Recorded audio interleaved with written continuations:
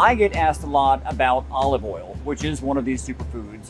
I personally love it, but there's such a wide range. You can spend from $2 to $25 on a little bit of olive oil. But let's just think of it as a health food. Why are we eating olive oil? Well, you're eating olive oil in terms of when you're choosing oils. This one happens to be very high in monounsaturated fat. So again, that good fat. Oils in general are very high in vitamin E. Vitamin E is it's a great antioxidant. So oils, when you're thinking about adding them for a dressing versus cooking with them, Right. Olive oil you have to be careful about because of the smoke point. So choose your oils carefully, so to speak. And also I recommend the cold pressed olive oils. That tends to retain a little bit more of those good antioxidants and vitamin E. Well, and I think with a lot of foods, the closer it is to its natural state, usually that's where you're going to have those higher health benefits. And as you mentioned, people always think extra virgin olive oil, which is amazing for salads or marinades or as a butter substitute if you're like dipping bread in there. Yes. But for cooking, extra virgin's not your best because it breaks down at those higher. It does, and a lighter oil, is great for salad dressings. And if you do want to cook with it, that's fine. Maybe just not use the extra virgin olive oil. Well, olive oil gets all of the recognition, but I'm also a fan of all of the sort of other oils like avocado oil or hazelnut oil, peanut oil. There's so many other oils, so it's good. Olive oil is a great one, and that's in our list of superfoods, but don't ignore all the other ones out there too.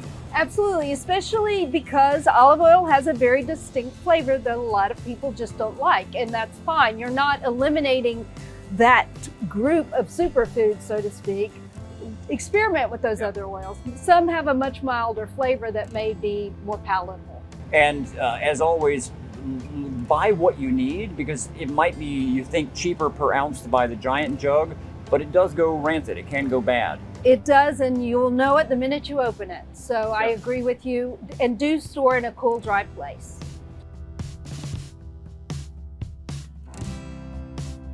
So back from the market, and I have 3 different types of olive oil that I brought with me. Now there are hundreds of them out there, but I have one from Spain, Italy, and Tunisia. But really I just wanted to kind of show although they probably all look about the same to you, you can't smell them from where you're standing, but they really do have different properties. They taste different, they smell different. Each one of them is unique. And so, I love to have this collection. I want to have all of them, but as I mentioned, they have a shelf life. You want to be able to use them before they turn rancid. If you don't use them immediately, which it's kind of hard to do, it's good to keep them in kind of a cool, dark place, ideally. Don't really want to refrigerate them because they kind of get cloudy and thick. So this is about the size that I like to buy, kind of the half a liter, something like that. But what I wanted to put together is something simple. Now I use olive oil constantly. I'm pretty much any video you watch me doing, I'm using some type of olive oil. But I love a good dipping like olive oil, as I mentioned when I was in the market with Ellen. And I'm not going to necessarily cook it, but the spices that I want to put in there, I like to toast them ahead of time. So I'm going to use some oregano, and these are roughly the same amount. So I'd say about a half a teaspoon. When I rarely ever measure anything, but half a teaspoon of oregano and thyme. And these are dried. Now, I always have fresh herbs in my garden, but the thing if you're using fresh, because they're fresh, they can actually turn rancid in the oil. So I'm a big fan of fresh herbs, but for this application, I like using the dried. Basil, so I had oregano, thyme, basil. A little coarse black pepper. Let me move this around so it doesn't scorch. You can see it starting to smoke a little bit. Let me turn it down just a bit. Because again, I'm not trying to overly cook these. This just kind of wakes the spices up a little bit. This just kind of gets those essential oils that are in there kind of awake and out of there. Now, chili flakes, depending on how hot you can tolerate things. Now, I'm not a big spice guy these days, so I'll put a little pinch, so less than a half a teaspoon, but you can adjust this to your liking. If you can tolerate spice, go for it. And then I like a little salt in there, and I'm a big fan of smoked sea salt. You can use regular sea salt, but the smoked sea salt will give a nice little smoky kind of, just a little hint of smokiness to this oil. So again, all I'm doing here is just trying to kind of warm this up.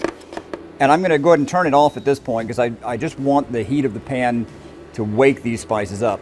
Now to this warm pan, I'm going to add 3 cloves of garlic, more or less. If you're a garlic person like I am, you can add as many as you like, but it can get a little overpowering. And I'm just going to kind of mince this up a little bit. So to this, I'm going to add about a cup of olive oil. Now again, I've already turned the pan off. I'm not trying to cook the olive oil.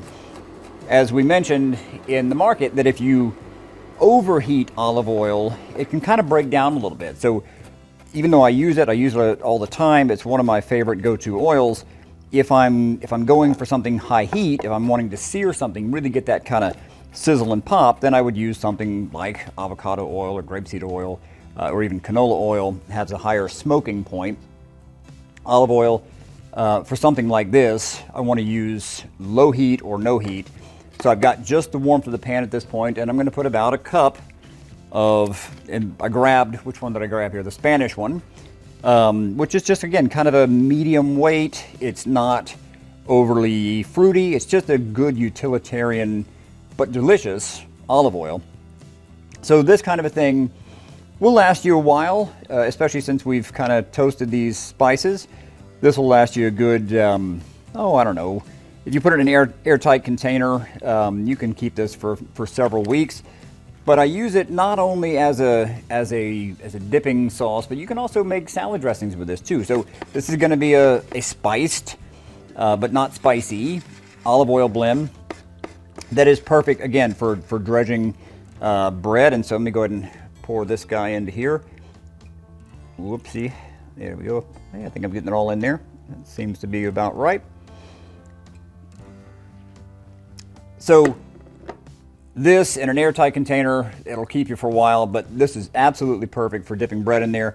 And then any leftover, if I have leftover veggies, I can use it just as a quick little drizzle over the top to add that little punch of flavor.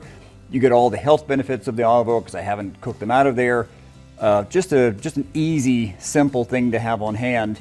I also can cook with that, right? Because you have the spices in there, I wouldn't use it as my sole cooking oil, but if I'm sauteing some veggies, I could put a little of that in the end just to kind of distribute that flavor, because the oil itself is going to hold a lot of that flavor. Don't be afraid to kind of venture away from your normal olive oil. Try some different things. See what you like. The unfiltered ones are cloudy. There's nothing wrong with that. They just have a different flavor profile and taste more like an olive.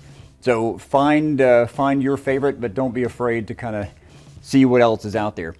And enjoy your time in the kitchen. I know I say that a lot, but this is your chance to really let it be your space. And if you can incorporate a superfood that's going to contribute to your health, even better, right? So I've got olive oil dripping down my fingers. I'm going to enjoy some bread. You guys take care of yourself, and we'll see you soon on the Gesundheit Kitchen. Take care.